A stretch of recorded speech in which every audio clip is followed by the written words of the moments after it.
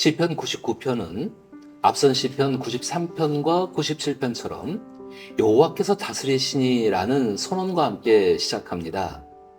그리고 이어지는 각 단락 마디의 끝에서는 하나님은 거룩하시다라는 선언으로 마치고 있음을 볼 수 있는데요. 즉 시편 99편에서 다루는 하나님의 다스리심에 대한 주제는 크게 세 개의 단락을 통해 하나님의 거룩하심이라는 주제와 연결된다는 것을 알 수 있습니다. 2절에서 3절, 4절에서 5절, 그리고 6절에서 9절까지로 구분하여 하나님의 거룩하신 속성에 대한 여러 묘사를 볼 수 있는데요. 그동안 우리가 신앙생활을 하면서 알고 느끼고 있었던 거룩함에 대해 떠올리며 임마누엘 신앙과 하나님의 거룩하심의 관계를 함께 묵상해 보았으면 좋겠습니다.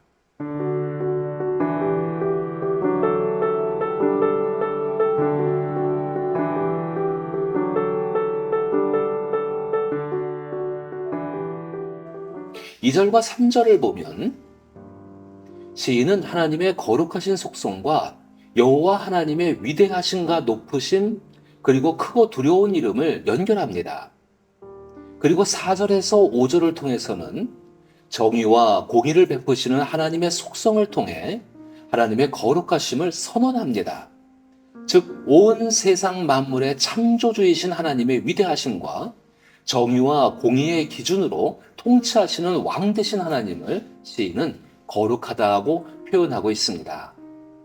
우리는 신앙생활을 하면서 하나님께서 거룩하시니 너희도 거룩하라 라는 레위기 말씀을 토대로 신앙인들의 거룩한 삶에 대해 많이 강조해 왔습니다. 특히 레위기에서 강조하는 거룩에 대한 구별처럼 정함과 부정함이라는 이분법적인 잣대로 하나님께 속한 사람으로서의 행위적인 구별함을 통해 하나님 앞에 흠이 없는 인생을 살아가야 할 것 같은 압박을 느끼게 하기도 했죠. 그리고 이 거룩에 대한 구별 혹은 성별이라는 것은 각 시대 문화의 윤리적 사고에 맞게 흡수되어 오늘날 우리 그리스도인들에게도 많은 영향을 끼치고 있습니다. 예를 들면 레위기에 의하면 굽이 갈라진 동물은 부정한 것이라 먹을 수 없었기 때문에 한국 사람이 정말 좋아하는 삼겹살은 그 당시로 따지면 감히 상상도 할 수 없는 음식이었을 텐데요. 마치 이런 것처럼 현대인들에게는 술을 마시는 문화 혹은 흡연과 같은 일이 레위기에서 말하는 부정한 음식을 취하는 것 같이 마치 하나님 앞에 부정한 행위를 하여 구원에서 탈락될 것만 같은 죄책감과 불안을 불러일으킵니다. 그러나 시편 99편의 시인은 하나님의 거룩하심에 대한 속성을 이러한 구체적인 행위의 구분은 즉 유대교 경건주의의 분파였던 바리새파 사람들처럼 분리하고 구별하는 분열적인 속성으로 말하고 있지 않습니다. 이것을 시인은 이스라엘 백성들이 모두 인정하는 제사장들 중 대표적인 인물들을 통해 증언합니다. 하나님의 거룩성을 본받아 너희도 거룩해야 한다는 레위기 말씀의 가치를 가장 잘 준수하고 가르쳐야 했던 사람들은 레위 지파로 구별된 제사장 집단이었습니다. 그 중에 시편 99편의 기자는 6절에서 대표적으로 모세와 아론 그리고 사무엘을 거론하면서 이들이 하나님 앞에서 구별되었던 행위가 무엇이었는지를 보여줍니다. 시인이 강조하는 하나님의 거룩성을 나타내는 이들의 행위는 첫째, 이스라엘을 위해 간절히 간구하는 것이었으며 하나님께서는 당신의 그 거룩한 속성대로 이들의 간절한 기도에 응답하신 일을 말하고 있습니다. 그리고 두 번째는 구름 기둥 가운데서 그들에게 말씀하시니, 이 표현은 하나님의 임재를 나타내는 상징적인 묘사이죠. 즉 하나님께서는 그들에게 말씀하셨고 그들은 그가 그들에게 주신 증거와 율례를 지켰도다. 다시 말해 그들은 그 하나님의 말씀을 듣고 지켰다는 것을 말합니다. 즉 언약적 관계 안에서 이루어진 서로의 인격적 상호작용이 거룩한 일이 된 것입니다.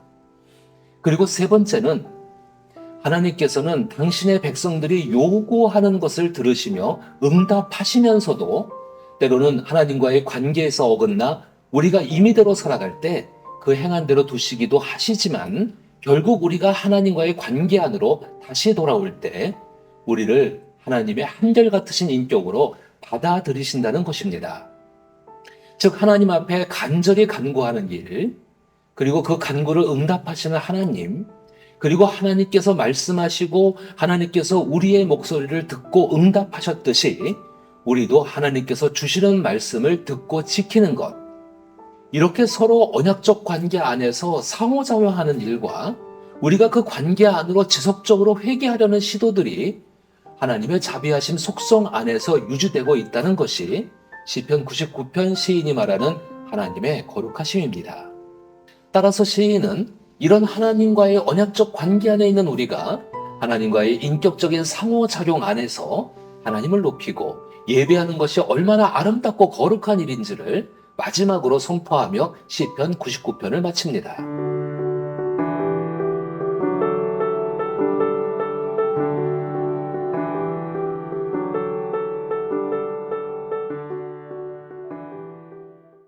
우리는 시편 99편의 시를 통해 하나님의 거룩하심에 대한 속성과 하나님께서 거룩하시니 너희도 거룩하라 라는 말씀으로 하나님 앞에 구별되고 성별된 것이 무엇인지를 새롭게 인식할 수 있게 되었습니다.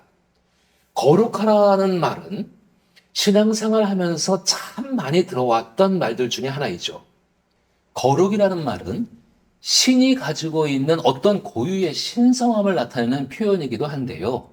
지금껏 우리는 하나님의 거룩하신 속성을 죄악과 구별된 도덕적인 삶, 어떤 정함과 부정함이라는 이분법적이고 바리새적인 잣대로 우리의 행위가 하나님 앞에 합당한가 합당하지 않은가에 대해 분열적으로 사고하도록 배워왔습니다.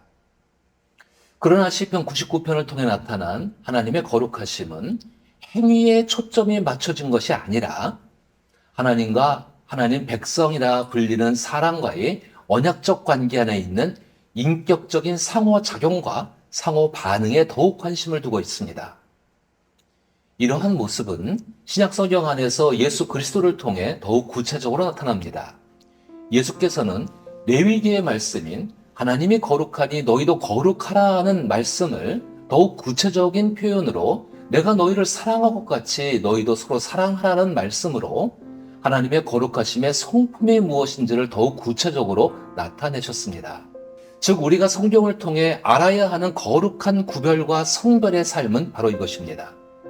첫 번째는 2절과 3절을 통해 표현되었듯이 우리가 의지해야 할 것은 이 세상에 만연한 어떤 방법과 가치, 수단에 무분별하게 끌려가는 인생이 아니라 위대하시고 모든 민족보다 높으신 하나님을 의지하며 살아가는 삶이 우리가 거룩한 삶을 살아가는 첫째라는 것입니다.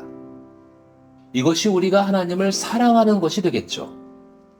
그리고 두 번째는 4절과 5절을 통해 능력 있는 왕은 정의와 공의를 행하신다고 표현한 것처럼 하나님의 정의와 공의의 인격이 곧 하나님의 거룩한 속성이 됩니다. 즉 하나님이 거룩하듯이 우리가 거룩해야 한다는 레위기의 말씀을 왜 예수께서는 내가 너희를 사랑한 것 같이 서로 사랑하라고 말씀하실 수 있었는지를 알게 되는데요. 예수께서는 세상에 무너진 정의와 공의와 사랑을 위해 자신을 기꺼이 헌신하는 삶을 사셨습니다. 다시 말해 우리가 하나님의 거룩을 닮은 사람으로 살아간다는 것은 바로 예수께서 우리를 사랑하여 보여주신 삶처럼 우리도 그런 삶을 살아가는 비전을 갖는 것이 우리가 하나님의 거룩함을 나타내는 삶이 되는 것이죠. 그리고 세 번째는 6절에서 9절의 말씀처럼 결국 이 모든 것들을 가능하게 하는 하나님의 거룩하심은 서로 말하고 듣고 행하는 상호 인격적인 관계를 맺는 것이 하나님의 거룩하신 속성이라는 것입니다. 우리는 시편 제4권을 통해 하나님의 다스리심, 곧 임마누엘 신앙에 대해 묵상하며 걸어오고 있는데요. 특히 99편은 하나님의 거룩하심과 하나님의 다스리심을 연결하여 언약적 관계의 유지 조건이 되는 거룩의 핵심을 하나님과의 인격적인 상호작용의 관계 언어로 우리의 시선을 새롭게 이끌고 있음을 보게 됩니다. 이것은 시편 96편에서 99편에 이르는 새 노래로 하나님을 노래하는 임마누엘 신앙입니다. 하나님이 우리와 함께 하신다는 그 임마누엘의 신앙은 이렇게 우리를 하나님과의 친밀한 관계로 우리를 이끌며 하나님의 거룩한 임재 속으로 우리를 초대합니다. 형식적이고 분열적인 사고로 하나님의 거룩을 왜곡하여 하나님의 임재와 다스리심의 은혜를 나의 행위 하나에 묶어두는 얄팍한 신앙에서 벗어나 이제는 나와 하나님과의 친밀한 교제 속에서 온 세상에 하나님의 사랑을 이루어 가실 하나님의 거룩한 속성을 새롭게 깨달아 예수 그리스도로 인하여 이미 온 구원을 평안 가운데 깊이 누리며 살아가는 오늘의 신앙인들이 많아지길 나사렛 예수 이름으로 축복합니다.